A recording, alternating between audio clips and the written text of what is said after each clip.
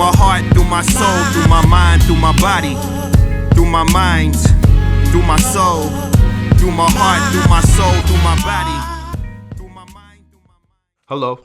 Hello, my name is Brandon Isaac, and I'm from Cincinnati, Ohio. I appreciate being at the Midwest Takeoff and y'all allowing me to be in y'all space. I just appreciate the opportunity, especially to connect with other people in Ohio, man. I just think that we have a lot to offer, and it's a lot of talent in the Midwest, especially Ohio. So yeah, I got a record called Through My Mind, just like some poetry over some hip hop, and yeah, let's get into it.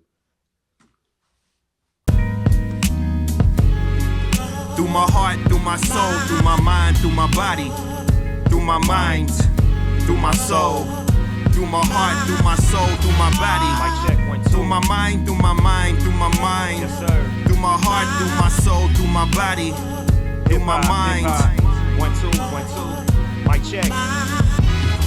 You were born in the traffic, somehow you learn to mask it. So much noise today, I recommend you study 48 to find your poise. You know what death is, but you don't know what rest is. And what you think rest is what you think death is. You think you got no choice, no electives, but in your chest lives the most precious. I know you're trying to find an exit, let me show you the portal. Now walk through it, walk through it. That voice in your body, now talk to it, talk to it. Through that door of silence, there's an island in the seat for you to sit back and watch it and we'll see and let it guide you. Strap your ankle to the surfboard just in case you miss this wave. I pray it ain't no souls that carry heavy weight that you tied to, unless you saying I do. Just make sure she give you space to cry too. Ty Lue won rings, Iverson didn't. Rings don't mean shit. I wanna make an impact, cause even good intentions don't always equal that. Needles hit the wax, hot Cheeto black vinyl. I may never see a plaque, but I hope I help you find you. Coltrane sessions heal the room. You still a nigga even if you had a silver spoon. You'd be surprised what you can make with just a little room. Clear the mind and let the body lead it. 90-second advice on your device, you don't really need it. A memory of a time empathy overwhelmed a man's mind and conscious energy.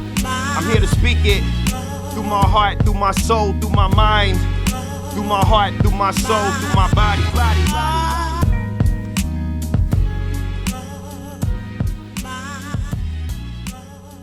Thank you.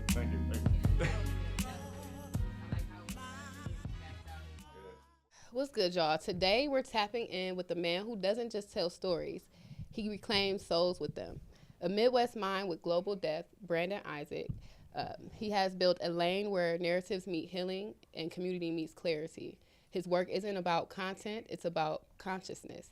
He guides people back to themselves with the kind of honesty that feels like deja vu and a revelation at the same time.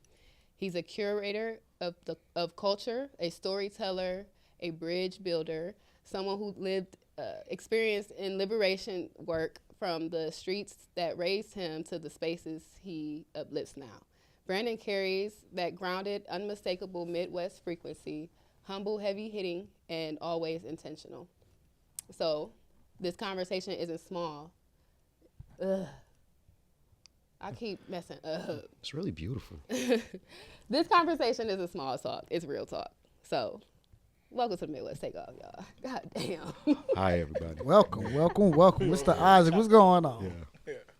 It's dope to be. Oh, we here? We Yeah, good? we here. What's going on? Man, Oh, we yeah. What's up, everybody? I appreciate that. Was a beautiful. Thank you. I want to give you credit. So I just want to make sure that wasn't chat, was it? It was a little bit of chat. That's cool. Like I gotta long as it's a articulate my words mixture. right. Okay, but it was good. I really appreciate that. Is that how you really feel? Okay. Welcome to the show. All the way from Cincinnati. Welcome. All right. Natty. Thanks for making me To do Appreciate you making that drive. All right. Thanks, Yes. guys. What I did you appreciate think it. about on the way here?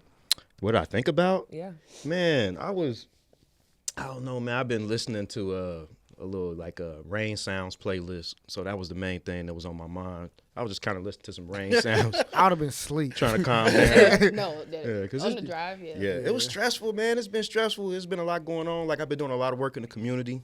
So, you know, it's like, you know, for the healers, man, the teachers, the educators, you know, it's you can reach burnout. So it's just like where do we recharge? You know, where can we Absolutely. land softly? Where can we fuel back up? You know, because people like us, we're always giving and pouring into others and Facts. and highlighting their voices. Like, you know, where do we get ours from? Who helps the helper? Yes. Yeah, absolutely. I said that a lot. Who helps the helper? When- Like you're busy giving and giving and giving. Yeah.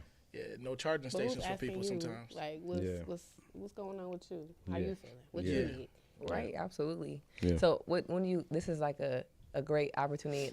I don't know, this is a weird me thing, but Yeah. I don't know when you're going back. If you're going back tonight, it won't be able to be a thing, but in the daytime, whenever I travel and I'm going through different areas, I always look at the trees and like the ground that the trees are around, because I always look at like the difference in everything, what the ground is. Yeah, like so what the ground is, where are the trees growing at? Like, is it elevated? Is it like got a lot of mud? Is it more grassy? Okay, what kind of trees are they? Have I seen these trees before? Do they look the same? Like, how big are they? And it's just random things about trees that like can tell stories, especially about where you are. And then you look at the differences, and it just is like embracing the nature while you're driving in a way that like it's just allowing you to be present, but not like super out of driving. No, I feel You that. don't want to get tunnel vision looking at a tree. some Nah, people, yeah. No, I don't mean Some it like people that. do. Just, you know, like, Yeah, no, I resonate with that. I feel that because, like, you know, when you just in your city and you know the streets and you seeing them day in and day out, and yeah, definitely when you hit that like couple hours when you get outside the city and you start seeing trees and different things. And in Ohio, nothing but cornfields and farm. Right. You know, you do like there's a sense of like zen that you get. Like you just kind of like, oh, okay, I'm moving into something else. And then I always felt like travel.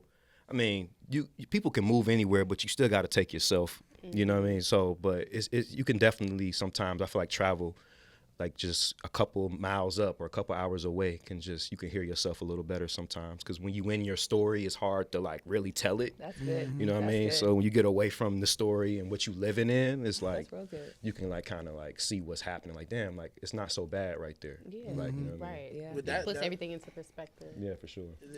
That's one of those things that it's like people say the journey is hard, and then at the end of it all, you're successful, and you go back and laugh at the journey and smile at. But that's the story you tell. You tell the journey. Yeah. You know, so you know you go through the roads, you go through the ups and downs, and you're like, man. But now you made it to the point where people recognize you and talking like, I went through this. I jumped this hurdle. I jumped that hurdle. Yeah. It's like that right there is just profound within itself, just to be present. Yeah, I hear that. Yeah, and like it's like sometimes we kind of forget the beauty in things that we see every day, we experience every day.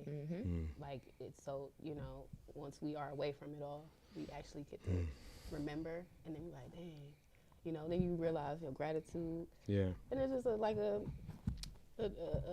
domino effect of things. But Yeah. so Yeah. That's dope. It's crazy. I didn't even cut your wisdom.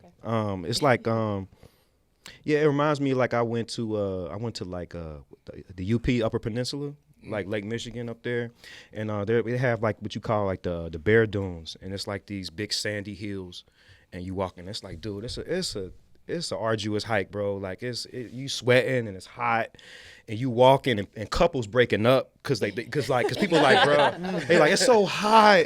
Why you ain't bring no water? And mid-hike, yo, it's crazy. Yeah, yo, right. So like as you coming down the hill, you can start to see the water a little bit, but then like it disappears again. And I remember like I was ready to quit, and then there was this guy like on the journey that was like, he was walking up the hill. He was like, when you get to the lake, the water will revitalize you. Yeah. Like, and I got to the water and I drank the water, and then I felt recharged, and I started to walking back. And I started seeing other people that they was coming and they was frustrated, and it felt good to have been there. So you got like you was talking about. Yeah. You got recharged But I was from the able to tell other people too, like, yo, you almost there. Keep Like, going. you know what I That mean? Like water you gonna keep recharge going. you. It's gonna Yeah. give you what you need. Like Yeah. right before you At the strike end go, of it, people like- quit. It's like you got Right, one more it's hit. right there. Just Yeah, go. it's right there. Yeah. Okay.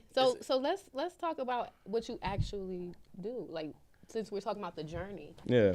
you know, let's talk about your journey. What do I actually do? Yeah. So what is it that you do? So yeah, I'm glad you asked that. I'm glad you asked what I do and not who I am, because like that's two separate things. So appreciate that. Yeah. So what I do, I would say that I'm a community organizer. I've been working with kids for about a decade. So I work with a nonprofit called Workplace Cincy. It's a storytelling based organization where we help kids tell their stories with different forms of art. So we go into different schools. We may have paint, podcast equipment, microphones, just there to if you want to record something, some music, beat machines, everything, and it just may be set up around the table, and then I may talk to them, and then I'd be like, all right, make me something, and then some kids will go to a different station, and yeah, we just build community, and like I really look at kids as human beings, so I really try to like connect with them and not be a dictator in the room. I try to be a collaborator and build community in the classroom, because I think the education system is antiquated and outdated, and just how people stand up and just talk to people, I think that's just bullshit. I think like kids got something to say, and I think we even need to get rid of tables, and there needs to be bean bags, and we just need to just have a more free spirit. You know what I mean? So that's what I do. That's my passion, and I feel like music, hip hop, is just how I express the journey. So it's just an outlet. You know, if people gravitate to it, I don't even rap on beat. You know what I mean? I'm a poet that just happens to gravitate to hip hop beats, and if I feel it, then that's just what it is. So, yeah, that's what I do, and yeah. So ultimately, in all of that, I'm trying to help people come back home to themselves, mainly kids right now, but just community in general. Like, home ain't this thing; it's right in here. So come back home to voice, come back home to soul and vulnerability. So like, yeah, that's what I feel like I'm doing. That's definitely powerful, because if you look at it from when you were a kid, from pre-K, kindergarten, first grade, colorful walls, you know, colorful things around the room. Soon as second, third, you know, everything goes blank. Yeah. Plain cream walls, gray walls. You know, they take all the color away, all the imagination away. Yeah. You know, the most things that you know, back in the day, I used to hear kids have imaginary friends. You don't hear kids now because the dopamine is all in the laptop now. You know, so they don't have much imagination at all. I mean, they do, but it's not where it was when we were kids. No, the time is digital now, and it's so digital. So having a mentor, having a guidance person like you help the kids to see light again is definitely needed in, I think, every city. Yeah. Because when I was a kid, it was more of like my teacher showed us stuff, but the music always got to us. But then you could go draw this, and then they had the stars, and you know, everything had almost like a point system. Yeah. But schools are technically geared as the same as jail cells. And I agree. The bells, the hallways, the listen to authority, is not to free you, it's to cage you, to be a worker and not a entrepreneur. I agree, bro. I agree. That's why I like the whole just movement of artists lately I've been seeing going into the classroom is revolutionary. I've been seeing like we have, I don't know if they have it up here, but I'm starting to see it in the country for sure. Like there are more teaching artists going in there. Like, so that's what we do at our organization. We pay artists to go into the classroom to collaborate with the teacher.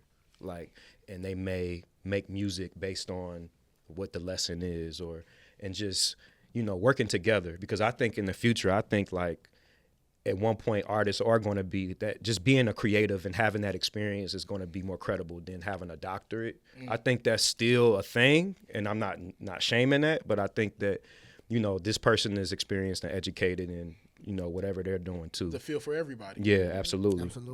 So yeah, we need that, man. And I see it. I see the change. I see it. Like, we need more of that, because it's a lot of noise out here. Like you said, the phones, it's a lot of noise, man. And yeah, we need to be more connected. I feel like it's a lot of black sheep creatives that are coming out, like revealing themselves. You know what I'm saying? Like let's be real. Most case scenarios, if you're a black sheep, you are different than, you know, your family, your friends, whatever. You're doing some creative something that's outside of the box, and people are just kind of looking at you like, well, why? Just go get a job. Yeah. You know what I mean? So, which is so dismissive. Like, it's so dismissive. Yeah, it's dismissive, man. I try to like not shame the elders, like, cause they don't know, like, you know what I mean. That's all they knew. They're a product of where they came from. Exactly. So it's just like all they knew was work. They don't even know what rest is. That's why I said in that rhyme, like, you know what rest is, you know what death is, but you don't know what rest is, and what you think death is what you think rest is. Like, we know what dying is. We see it all the time, but we don't know how to rest. We don't know how to stop. Be still. You know how to be still. Like, you go to other countries, and it's so cool, man, because it's just like, we Americans, we want to keep going, but other people, other countries are like, no, can we just have tea? Can we just like sit with each other and just talk? Like, So yeah, man, that's Some important. countries got like quiet hours. They do. Where everything it shuts down. Yeah. And like Italy everybody's does silent. Yeah. I never know. Don't they do it for like a certain period? Or? Yeah, from 3 to 7 is everything is shut down besides the gas station. Wow. I lived over there for a while, and Wow. yeah, from like 3 o'clock to like 7 o'clock, Yeah. you ain't gonna see really nobody. It's family time, and then dinner time is actually 8 to 9 o'clock over there. Like, so you'll see elderly people going out to restaurants, and it's late. Bruh. That's powerful, bro. Like people don't. I'm glad you said that. People don't even sit and eat with each other. Like we don't even sit at the dinner table anymore and talk as a family. Like I don't have kids. I don't know if I will, but if I ever do, like I would love to like sit at the table with my family, like and just sit and let's eat together. Like yo, how was school? Even if I already ate, like I'm gonna sit with you. Yeah. Like that's missing, man. So yeah, thanks for bringing that up. That's dope. I wanted to ask you. You told us what you do, and that's your passion. What drove you into your passion? I would say that, of course, just being a kid and I was really sensitive, cried a lot. And, you know, I had all these feelings and, you know, of course, being a young black boy, don't cry, shut up, you know, give you something to cry for. You know how it go. Yep.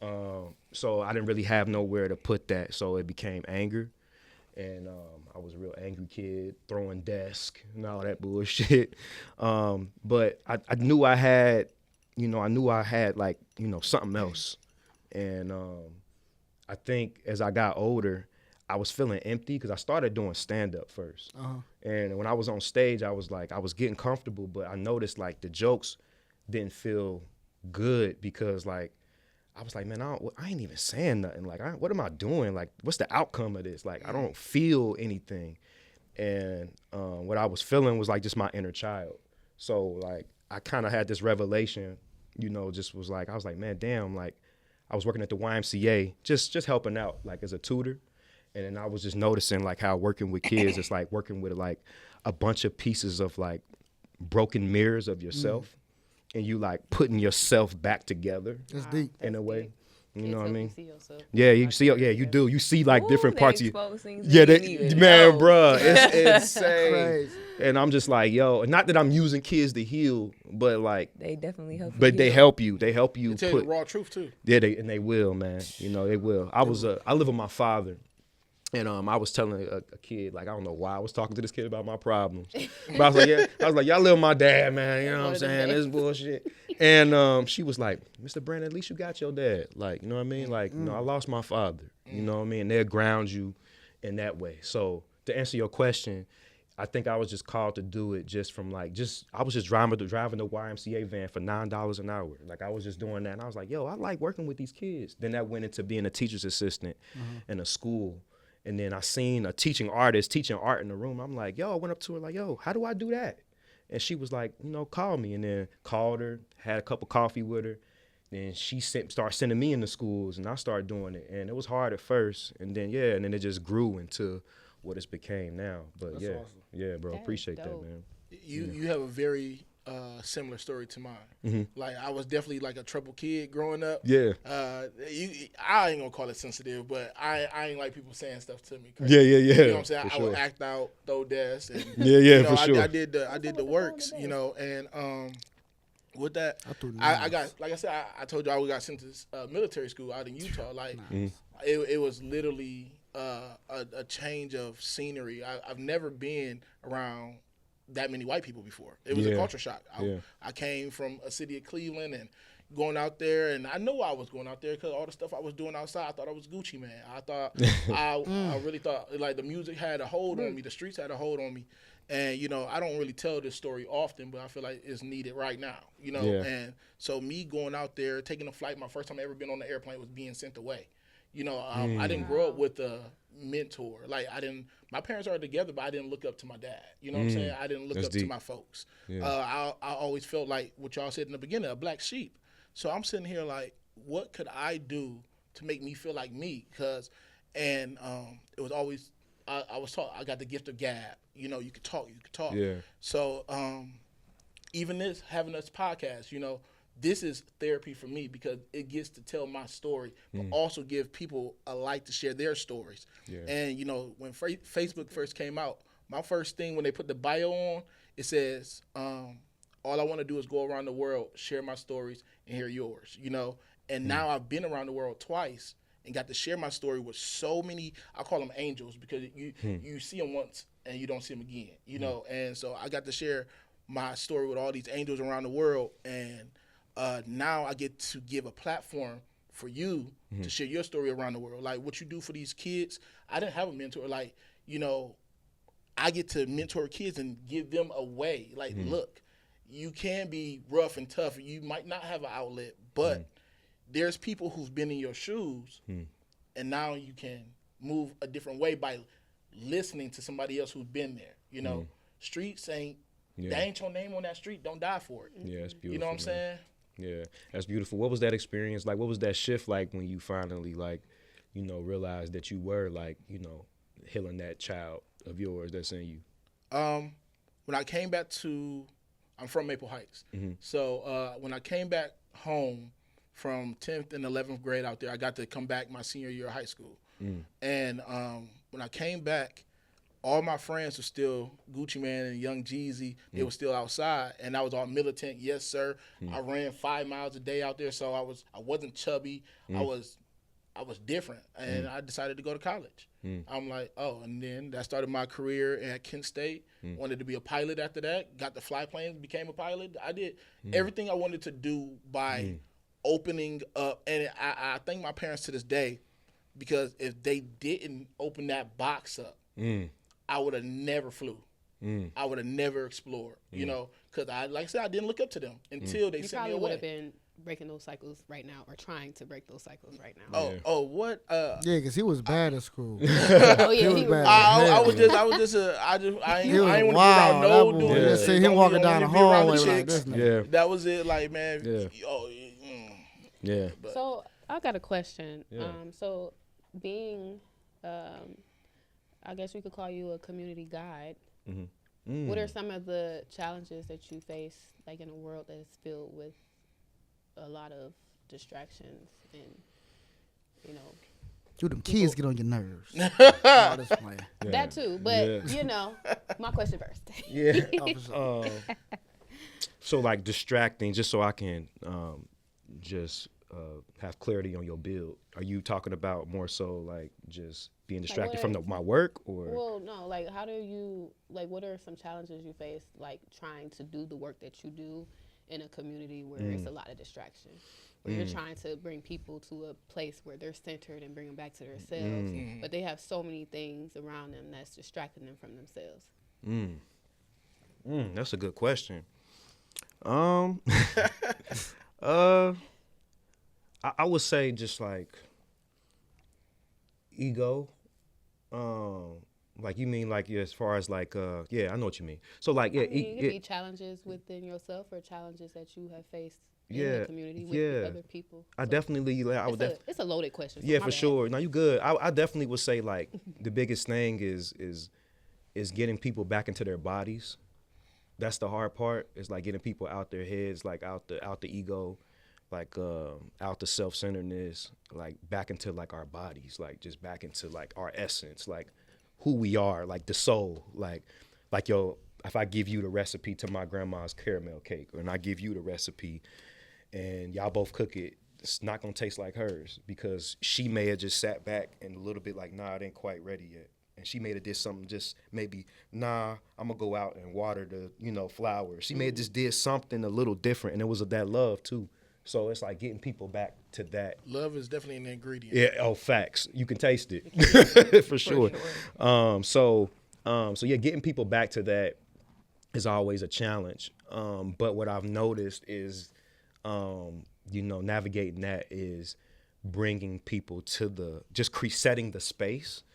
And, once you bring people to the space and they notice like, man, everybody in here is like being super vulnerable and open and then they talking. Start to realize it's safe. Yeah. So I would say definitely like just the challenge is kind of a challenge, but just making sure I'm creating that soft place to land that I want, and creating that soft place for others. Like I just did a block party Sunday, and I had the garage open up at the building. You know, I put some chairs out. We had books. People were selling books, and people just came out. And there's people like, what's this? And they just started walking in, and people donated to the kids. Oh, that's awesome. It was dope. We started a community wall, so it's even some of the like toughest people. They was looking at the community wall. Everybody was like drawing on the wall and like sketching on the wall. Then they started doing. They signed their name, and it was a big community wall that we did, and it was just dope to see everybody kind of come together. So yeah, I think the biggest challenge is definitely like getting people out their body, like getting them out their ego and back into their bodies. But once people get back into their bodies and they come into the space and they're like kind of relaxed, yeah, it's good, man. And you also keep that other stuff away too.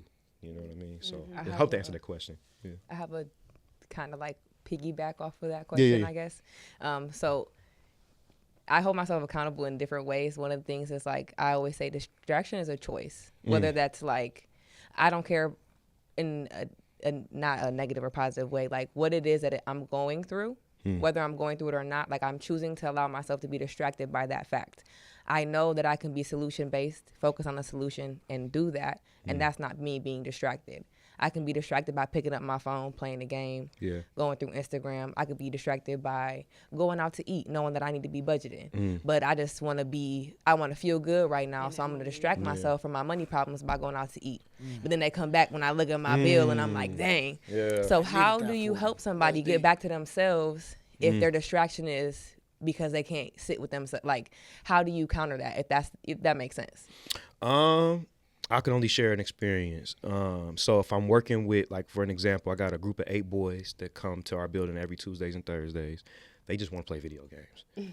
That's all they want to do. And then if I do get them writing poetry, I'm like, yo, that was fire. And they'd be like, man, ChatGPT wrote that though. I'm like, but why didn't you write it, man? Man, because my shit buns. I'm like, okay. That's what you're saying. My shit buns. I'm like, okay, all right. So anyway, what I've noticed is like going back to the space. It's like when they're gaming and they doing all that. Sometimes I'll just go in the little room with all the supplies. I'll just turn on the music and I'll just start painting. And then they'll start, man, what you doing in here, Mr. Brandon? And then they'll come in there and start sitting down. So going back to just creating the space. And then also like when I'm in schools, I always have bean bags. So like there are kids who are distracted who just don't want to do it. I don't believe in forcing people. Absolutely. You know what I mean? To get out of what they're into. But it is dope to see a kid like, he's sitting on his phone and he's just sitting there. I'm like, yo, you don't have to work with us. You can sit on the beanbag and just chill. Like, cool.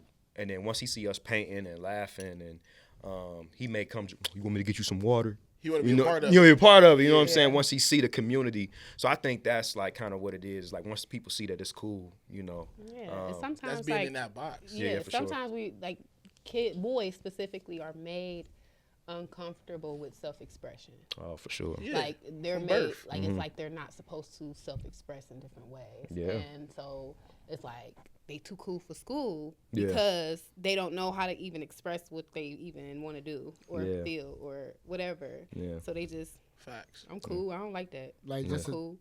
Yeah. And then they see all the cool kids. They see you because I'm sure they look at you like, oh, he's Mr. What do they call you? Mr. Brandon. Mr. Brandon. Yeah. Mr. Brandon, he cool, man. He got the swag. You Yeah. know what I'm saying? Yeah. You know the They call me Mr. Put It On. That's what the kids Put say. it on. I'm like man, Mr. Brandon, like Mr. that. Put It On. Right. That's I funny. like that. So Yeah. that's dope because you're finding ways to bring things out of these children when sure. a lot of times verbally it doesn't work initially. You know what I mean? For sure. You're talking about creating safe spaces. I got a set of twin boys. I got all boys. My oldest is 19. I got a set of twin boys that's 11. Yeah. And me and their mom not together, right? But we co-parent real well. And so our main thing is creating a safe space so they can express themselves, whether it's their emotions, what's going on in school, just personally. We try to have like a sit down once a week with them. Bro. Tell me anything you want to tell me. You're not going to get in trouble. Yeah. But then also at the same time, I hold them accountable too. Yeah. Because I remember, for example, one of my twins was like, the teacher be yelling at me, I don't like it. I'm like, why he yelling at you? Well, because I ain't have my pencils and pens, and I asked for a pencil. He was mad. I'm like, well, you weren't prepared. Yeah. So it's little teaching lessons to where I don't have to yell at them, I ain't gotta whoop them, but just say, hey, you gotta grow up. You know what I'm saying? You have to be accountable, and as a young black man, you have to be prepared in this world. You gotta be accountable for yourself. You know, but that starts at home. So we change some stuff at home at nighttime. Make sure you get your bag ready at night, so that way in the morning you're good to go. You're not rushing, and so it gives us an opportunity to kind of refocus and recheck. And I like that you create safe spaces for kids because they can kind of refocus their life and like get a recheck with you and things like they that. can focus on being a kid. Yeah, for sure. And then also it translates into relationships, like how you teaching them how to communicate.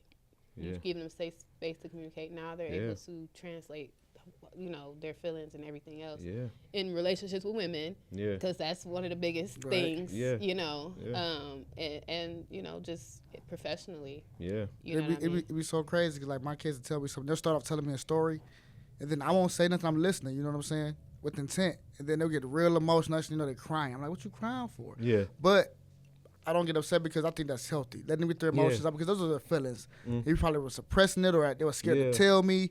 You know, so I just welcome all emotions, and you know, I just really applaud what you're doing because kids need that outlet. You know what I'm saying? Whether it's just to get out the house and be around people that's not at the house. You get what I'm saying? Right. Just to get around some people that you could. Just breathe, bro. It's breaking so many generational curses, bro. Just doing that shit, man, and it's literally just shifting the DNA in us, bro. Just like. That's changing everything because, like, you know, our elders probably didn't do that. You know what I'm saying? And that's dope. That's dope, man. That's rewriting the whole narrative. And, like, that's something that they can share with the next, you know, generation that comes up. Like, man, Pops, we talk to Pops. Like, you know what I mean? So that's dope. They say that millennials are, like, we're the catalyst for the change. Oh, I agree. I agree. We were the kids that... We were the last generation that played outside on actual parts. And you know see that something ain't right. We was on both sides. We was on both sides. We started with computers. So we can see that, this ain't right. This shit weird. We started with AOL, dial-up, LimeWire. So we, as millennials, definitely have both spectrums. And the creative force and everything like that goes on. There's more creativity now than, to me, I've seen in years the people go, because there's more people who want to be content creators or give their message than actually want to work a 9 to 5. You know, because people say, I got something to say. And why does it cost to live on an earth that's free? Bro. You know, and who said that? Orlando Brown said, like, we got to pay for grapes. That's real. It just like, that's real. Said something like my homestead, and you can barter. I'm gonna get a garden. I don't need to eat me no more. So that's beautiful. That's beautiful. That's dope, man. It just seems like what you're saying reminds me of like something I was thinking about the other day, just about like, I don't think people want to be silent and heavy no more because they're worried about a potential like fallout. Like, so people are like they're releasing, man. Like people want to be lighter. People are not caring anymore about what happens after. I need to stay true to me. And whatever happens after that, then. All right then. Exactly.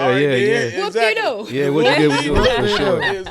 For sure. Whoop-de-doo. And then you're gonna get your people, and then by doing that, like, just imagine if I was carrying all that shit, I couldn't sit here and talk to y'all. You know what I mean? We wouldn't be sitting here building community. You know what I mean? Because I'm carrying shit that ain't even like, I ain't messing with no motherfucking Cleveland, man. I'm a real nigga, you know what I'm saying? I'm a motherfucker. I'm from Cincinnati. You know what I'm saying? That's where I'm from. You know what I'm saying? Cincinnati. You know what I mean? Like, nah, bro. I'm like, nah, we can build. Like, you know, it's no reason we shouldn't be hanging out with people in Columbus and Cleveland. Like, we Ohio, bro. We Ohio, the whole state. They hold us. That's what I'm saying. I tell people all the time, like, bro, I'm from Ohio. Like, I don't say Cincinnati. I'm from Ohio. Like, you know what I mean? So, well, I appreciate you for creating spaces for the young men. Absolutely. To change the trajectory of what black men are, you know, supposed to be in society's eyes. Like, I think we're all realizing that, this shit is weird. Like, this ain't right. You know what I'm saying? So now we're trying to change it. So it ain't it. You're appreciated. Yeah, I appreciate y'all. So towards the end of our segues, right? We asked to drop gems for the children, for the youth. So if they had to look up to you and you had some words to give them for guidance, and they can potentially walk in your footsteps to where you are now, what gems would you drop for the youth? Ooh, first thing that comes to spirit, I would say, trust your voice. there's a voice inside all of us that's saying, don't turn left, don't turn right. Hey man, you should call your grandma, or hey man, you should do this. And that voice is there. And I would say practice vulnerability by using that voice and putting it out. Tap into it, put that voice out. That vulnerability is using your voice as a bridge and connecting with that voice. So I would just say, whatever you hear, that's what the content needs to hear. We need to hear that voice. We don't need to hear nobody else's story. We need to hear you. That's your history. We need that. We need your rhythm in the algorithm. So that's what I would say. That was Bars. Yeah. Tell everybody where to follow you. Don't follow me. Follow God. But Amen. if you wanna connect with me, I'm on Instagram at Brandon C Isaac. BRANDON, the letter C ISAAC. And if you want to connect, but before I go, I just want to say I'm thankful for allowing me to be here. Like this ain't small to me. I appreciate it, man. And I got a question, but I know we gotta go. So Ask your question. Okay. So question to everybody, and it could be quick because I know we're in a rush. But I just want to know, what album or song right now is your soft place to land? My soft place to land. See. That is a good one. Lately, I've been drawn to this artist named Destin Conrad. Now he's a part of the LGBTQ community. Yeah. But that don't mean anything to me. But what he talks about and like just the feel of his music, I don't even know how to describe it, but it has an eccentric feel to it, but it's still like it brings you back to yourself. Love that. Yeah, I love that. That's dope. I'm killing it today. I'll probably say it's not an album, it's a mixtape. But I'm gonna go with Currency. Ooh. The album is what is it? The song is called Airborne Equipment. It's off for Pilot Talk 3. Pilot Talk 3. That's my happy. That's my happy spot right nice, there. nice. That's dope. Throwback Currency. Yeah, throwback Currency. Go ahead. All right. So it's not one particular song. Yeah. But I noticed that the more love music, not heartbreak music, not this day and age, I'm gonna get you, you get me. Yeah. It's really like Anita Baker, old school. They got Snow Allegra. I really like love music right now. I feel like it opens me up to receive, and it also gives me a chance to give without thinking that I can't. Basically. So I just love music right now. I'm not really into the trap no more. Yeah. Those days is over with. I'm not really into getting over on somebody. Yeah. So, I don't listen to music like that. Yeah, that's fair. Yeah. That's dope. I have my moments, honestly, but to get me back to me and like what feels best with my spirit has been just gospel music overall.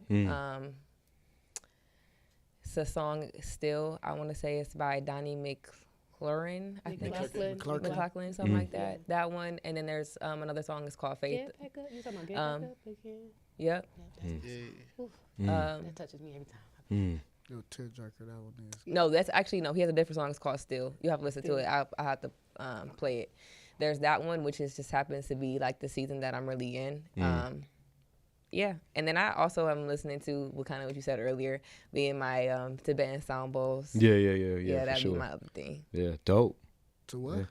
Tibetan. Is the sound bowls? Yeah, it's like a bowl. You tap Yeah. it. That's it. Yeah. I do. That's so random. Everybody got bowls at the house. Man, what? Man. He got my nerves. Everybody got Nothing. bowls at the house. Oh, that's I can't stand it. all right. I appreciate that. That's it.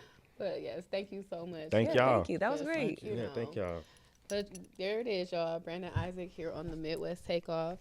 You have Hundo. We got Troop Nation here. We got Bree, Boss Bree to be exact. And we got myself, DJ Lockbag. Thank you for tapping in. This is episode, what? 9? No, 8. 8. Hey, Wow. with Brandon Isaac. Man. How was Brandon The Isaac. Kobe It's number. 9. Thank you, Eddie. It's 9? It's 9. It's Because 9? Charles See? Reed was 8. Oh, 9 is a powerful Y'all need to number. Either count. way. How do y'all not know? Okay. And don't forget to Shout out to Eddie for getting us back on track. Yeah. Don't forget to like, share, and subscribe to the Midwest Takeoff. Hey, we'll see you rockets later.